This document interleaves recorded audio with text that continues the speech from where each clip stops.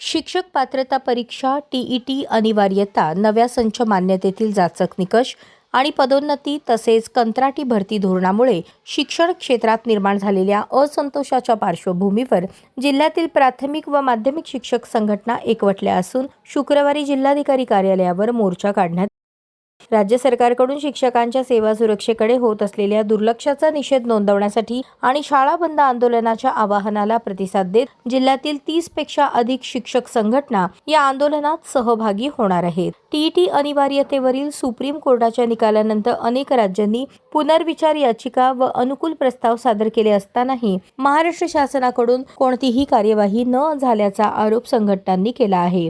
या मोर्चात महाराष्ट्र राज्य प्राथमिक शिक्षक समिती, शिक्षक संघ, थोरात गट, जुनी पेन्शन संघटना, शिक्षक भारती, मागासवर्गीय शिक्षक संघटना तसेच माध्यमिक शिक्षकांच्या टीडीएफ, मुख्याध्यापक महामंडळ, शिक्षक कृती समिती आदी संघटनांचा सहभाग।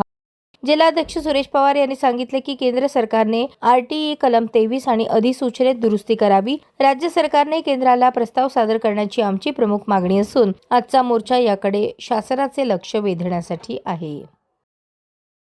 या ठिकाणी 36 जिल्ह्यामध्ये जिल्हाधिकारी कार्यालयावरती आमच्या शिक्षकांच्या मागण्या आम्ही मान्य करण्याबाबत महाराष्ट्र शासनाला जाग यावी म्हणून आम्ही हा मोर्चा काढलाय।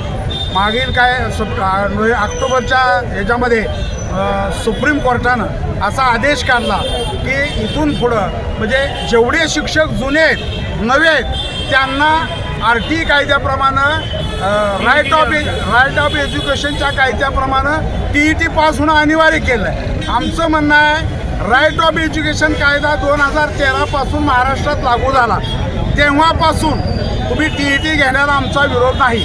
पण जर तुम्ही आमच्या 53 वर्षाच्या रिटायरमेंटला आलेल्या शिक्षकाला जर 2 वर्षामध्ये टीईटी पूर्ण करा नाही तर तुम्ही सर्व्हिसमधून तुम्हाला सेवानिवृत्त व्हावे लागेल असा अन्यायकारक निर्णय सुप्रीम कोर्टाने दिला। त्याच्या विरोधामध्ये याचिका दाखल करून महाराष्ट्र शासनाने त्यांना विनंती केली पाहिजे लोकसभेच्या माध्यमातून की हा कायदा रद्द करावा आणि 13 फेब्रुवारी 2013 पासून या ठिकाणी हा कायदा लागू करावा, ही एक आमची मागणी आहे। हा कायदा रद्द नाही हा कायदा रद्द नाही झाला तर आम्ही बेमुदत शाळा बंद करू, कारण अशा बी नोकरी आमच्या घालवायच लागलाय तुम्ही, तर मग आम्हाला त्या नोकरीपासून तुम्ही वंचित ठेवायचं ठरवलेलं दिसतंय आणि या दृष्टिकोनातून आम्ही शाळा बंद ह्या अमर्यादित अशा दिवसासाठी आम्ही शाळा बंद आंदोलन करू हा इशारा आहे।